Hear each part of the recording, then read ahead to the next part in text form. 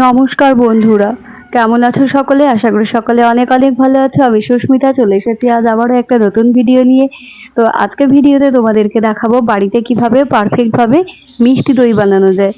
তো মিষ্টি দই রেসিপি বানানোর জন্য ভিডিওটা তোমরা প্রথম থেকে শেষ পর্যন্ত স্কিপ না করে দেখতে থাকো। বাঙালির খাদ্য সংস্কৃতির একটা বিরাট অংশ জুড়ে আছে দই। আবহমান কাল ধরে বাঙালির অনুষ্ঠান বাড়ি বা অতিথি আপ্যায়নে দইয়ের জুড়ি মেলা ভার। গ্রীষ্মের প্রখর দাবদাহে চিড়া মুড়ি খইয়ের সাথে দই দিয়ে মেখে উদার পরিতৃপ্তির প্রচলনও আছে। ভালো ফলের আশায় পরীক্ষা দিতে যাওয়ার আগে কপালে দইয়ের ফোঁটা, সাংসারিক সুখ সমৃদ্ধি কামনায় দরজায় দইয়ের ফোঁটা, এসবের প্রচলন তো রয়েইছে। তো চলো, দই বানানোর জন্য আমি প্রথমে কড়াইতে 1 লিটার গরুর দুধ নিয়েছি।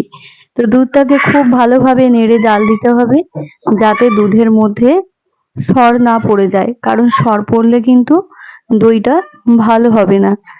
আর এই দইয়ের মানে দইটা বানানোর জন্য আমি একটু গরম দুধ বাটিতে করে তুলে নিলাম।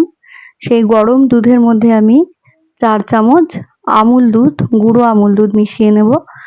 এইবার ভালো করে দুধের সাথে মিশিয়ে নিচ্ছি। এটাকে আমি জাল দেওয়া দুধের সাথে মিশিয়ে নিচ্ছি। একটু আমুল দুধ দিলে গন্ধটাও ভালো আসে, তার সঙ্গে টেক্সচারটাও ভালো আসে, বেশ একটা ক্রিমি টেক্সচার আসে কিন্তু। আর আমি 2টো এলাচকে ভালো করে থেতো করে একটু দুধের মধ্যে দিয়ে দিলাম।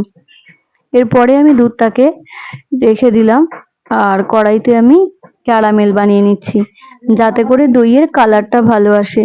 তো ক্যারামেল বানানোর জন্য আমি এখানে কড়াইতে প্রথমে অল্প একটু জল দিয়ে তারপরে 50 গ্রাম চিনি দিয়েছি। চিনিটা গলে গেলে তারপরে ভালোভাবে নেড়ে নিচ্ছি যতক্ষণ না পর্যন্ত সোনালি রংটা আসছে। তো দেখো কেমন কালার হয়ে গেছে সোনালি।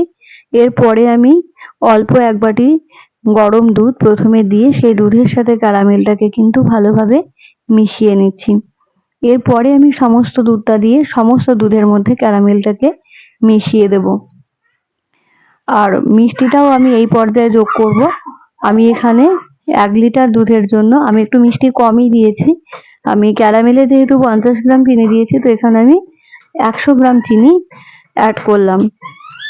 যে যার স্বাদ অনুযায়ী মিষ্টিটা কিন্তু অ্যাড করতে পারেন। তো যাই হোক, ভিডিওটা কেমন লাগছে তোমরা কিন্তু আমাকে কমেন্ট করে অবশ্যই জানাবে, কমেন্ট করে জানাতে কিন্তু ভুলবে না। আর খুব ভালোভাবে নাড়বে, যাতে করে হচ্ছে সর না পড়ে একদম।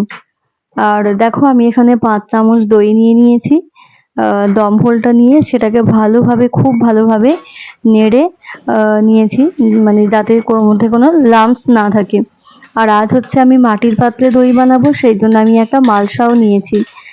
আর এখন হচ্ছে আমি গ্যাসটা অফ করে দিয়েছি। অফ করে দিয়ে দমফলটাকে দুধের সাথে মিশিয়ে দিলাম। এখানে তোমরা দমফলটা প্রথমে হচ্ছে জল ঝরিয়ে, টক দই যদি নাও জল ঝরিয়ে রেখে দিতে পারো। আর টক দইয়ের মধ্যে একটু এক্সট্রা জল থাকে বেশি, তো আমি এখানে যদিও মিষ্টি দইয়ে দমফলটা নিয়েছি। আর এখন রাত 10টা মতন বাজে। এখন হচ্ছে আমি দইটা বসাচ্ছি।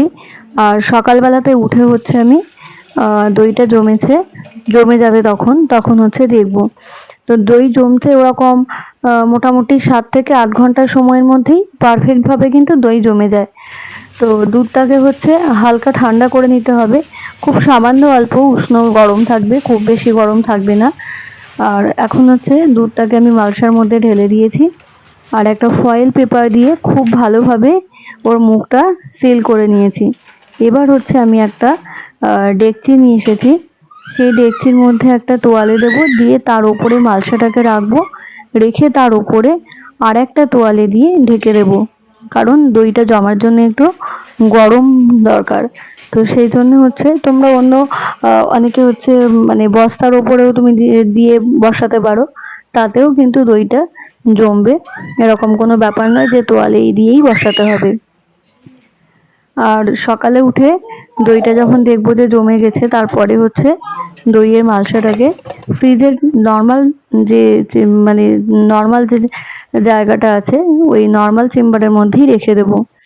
তো তাহলেই হচ্ছে, এই দেখো সকালে এখন উঠেছি, সবাই অধীর আগ্রহ অপেক্ষা করছে যে দইটা কেমন বসলো সেটা দেখার জন্য।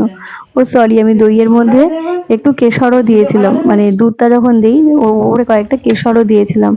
তো এখন এই যে ফ্রিজের মধ্যে রেখে দিলাম। আর কেমন লাগলো ভিডিওটা তোমরা কিন্তু অবশ্যই কমেন্ট করে জানাতে ভুলো না। আর যদি বাড়িতে বানাও সেটাও কিন্তু আমাকে কমেন্ট করে জানাবে। টাটা।